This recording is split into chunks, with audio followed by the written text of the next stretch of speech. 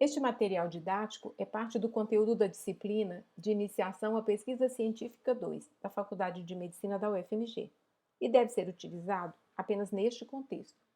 Nesta aula, vamos voltar ao conceito de inferência, pois ele é muito importante para que nós profissionais da saúde sejamos capazes de interpretar qualquer teste de hipóteses, um recurso amplamente utilizado no método científico com repercussões em nossa prática clínica. Quando testamos uma hipótese estatística, o tratamento é eficaz, a dieta funciona, a duração foi suficiente, o nosso julgamento tem como base a interpretação de uma probabilidade, o valor P. Ao rejeitar ou aceitar uma hipótese, estamos comparando o mundo como imaginamos ser com base na amostra, com o mundo como ele realmente é. Assim, 100% de certeza não existe como premissa do teste. Não temos certeza do que realmente acontece na realidade, mas, por outro lado, nós precisamos decidir sobre ela, usando os resultados de uma amostra. Como isso é possível? É assim: se a probabilidade de ocorrência é muito rara, aceitamos que é suficiente para rejeitar a hipótese nula e aceitar a hipótese alternativa como verdadeira. Mas preste atenção, perceba que na maioria das vezes nos interessa mesmo é rejeitar a hipótese nula. Aceitar o raro como improvável é mais fácil do que concordar com o mais frequente. Isso é conhecido como modus tollens, que é um nome formal para a prova indireta ou a maneira de negar o consequente. Na prática é assim: para provar que um tratamento funciona, a hipótese nula geralmente é que ele não funciona e nós queremos rejeitá-lo. Além destes princípios básicos na interpretação dos testes de hipóteses, é importante saber que há vários testes disponíveis. A escolha de um determinado tem como base a natureza das variáveis envolvidas. Veja nesses exemplos. Em um teste de hipóteses baseado em médias, nós comparamos médias, que são medidas resumo de valores numéricos. Esses valores foram coletados em uma amostra para representar uma característica da população, dividida geralmente em grupos de interesse, que serão comparados. Por exemplo, tempo de internação, uma variável numérica, dividida em duas categorias: para tratamento de apendicite ou para tratamento de outras condições cirúrgicas da cavidade abdominal. É um caso para o teste T de médias independentes, se as distribuições se assemelharem à normal ou tenderem para a normal. Mas quando queremos comparar proporções, o teste é outro. Neste caso, buscamos avaliar a associação entre duas características da população que são descritas através de variáveis categóricas. Geralmente, uma delas é chamada de preditora e a outra de desfecho. Por exemplo, usar a vacina, sim, não. Ficar doente, sim, não. Usar a vacina, preditor. Ficar doente, desfecho. Um conjunto de testes que avalia a associação entre variáveis categóricas é chamado de independência ou Q-quadrado, o nosso assunto da aula de hoje. Eles são chamados de testes de independência porque testam a hipótese de que duas variáveis categóricas não dependem uma da outra. Na maioria das vezes, como já dissemos, uma é a preditora e a outra é a que sofreu o efeito da preditora ou se associa a ela, como, por exemplo, alcoolismo e cirrose hepática. Como já dissemos, na maioria das vezes, queremos mesmo rejeitar a hipótese nula e mostrar que as duas variáveis são de fato dependentes ou estão associadas. Assim, a hipótese nula nesse exemplo seria que o alcoolismo e cirrose hepática não estão associados. E queremos negar isso e aceitar a hipótese alternativa de que elas são de fato dependentes. Veja essa situação do cotidiano da saúde. Recomendar o controle, do campo visual em pacientes com diabetes, com um propósito que foi definido pelo método científico.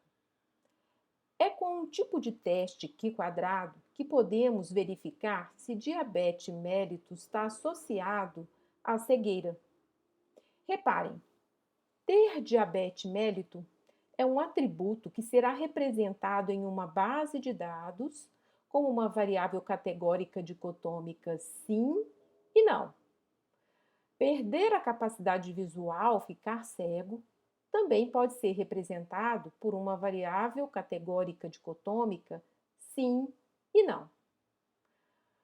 Partimos então para a formulação da hipótese nula. Cegueira independe de diabetes. Agora vamos entender a sequência do teste de hipóteses, que em sua essência é semelhante para todos os tipos de teste. O teste em si, a estatística do teste, o valor P, é calculado com softwares, mas cabe a nós saber quando usá-lo e como interpretar os seus resultados e trazê-los para a prática. A sequência é assim. Após formulada, então, a hipótese nula, o teste Q-quadrado foi escolhido porque estou comparando variáveis categóricas. Informo também o quanto estou disposto a errar ou confiar no resultado. Geralmente, nós queremos pelo menos 95% de confiança ou aceitamos um erro alfa de 5%. Com as variáveis coletadas, inseridas em uma base de dados, as categorias são resumidas em uma tabela chamada de contingência 2 por 2, onde geralmente a variável preditora, diabetes, fica na linha. E a variável desfecho, cegueira, fica na coluna. Será que a distribuição de frequência dentro dessas 4 caselas que mostram o cruzamento da variável diabetes e cegueira são produto do acaso? Ou a frequência de cegueira em diabéticos é estatisticamente diferente da frequência de cegueira em não diabéticos?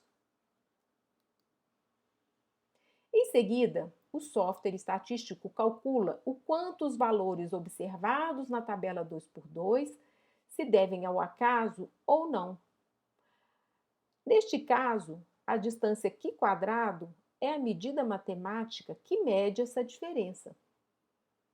A solução do teste é informada em probabilidade, o chamado valor P.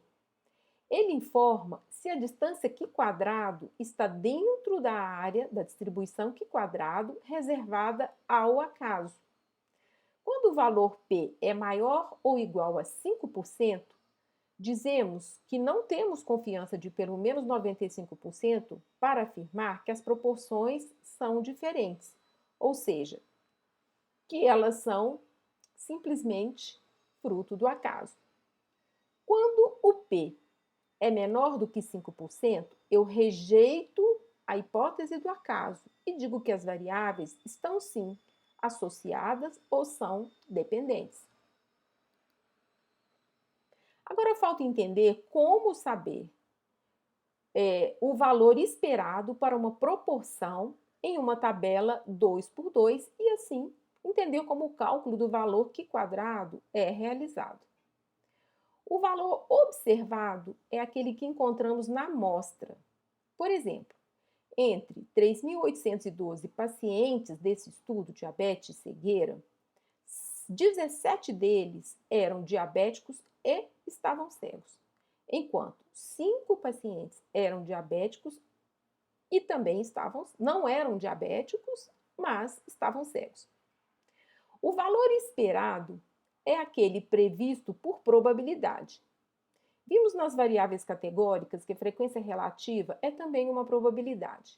Aqui, em cada uma das 4 caselas, nós podemos esperar um valor que é o produto da probabilidade da variável preditora pela variável desfecho. Assim, o valor esperado entre os 3.812 pacientes para a situação ser diabético e ter cegueira é o número de cegos vezes o número de diabéticos dividido pelo total. Portanto, uma probabilidade cruzada.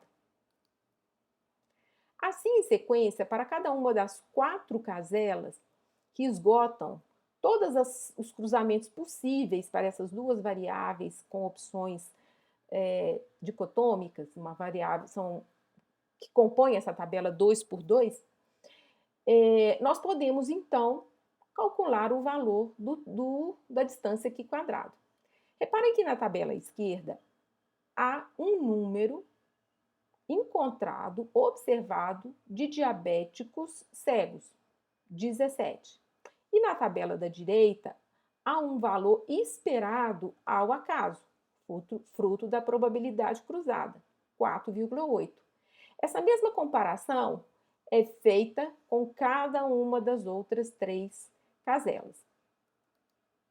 O valor da estatística aqui quadrado é a soma de cada um dos valores esperado menos o observado elevado ao quadrado dividido pelo valor esperado.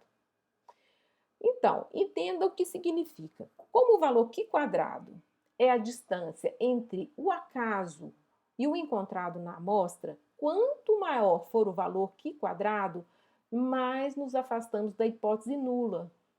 E a um determinado limite de 95%, assumimos que as diferenças não são fruto do acaso, mas acontecem porque as variáveis possuem uma dependência. No nosso exemplo, o valor Q quadrado calculado foi 7,82. Agora, precisamos saber se esse valor está na área do acaso ou não na distribuição de frequência Q quadrado. A solução do teste é informada em probabilidade, o chamado valor P, que corresponde à área abaixo do gráfico.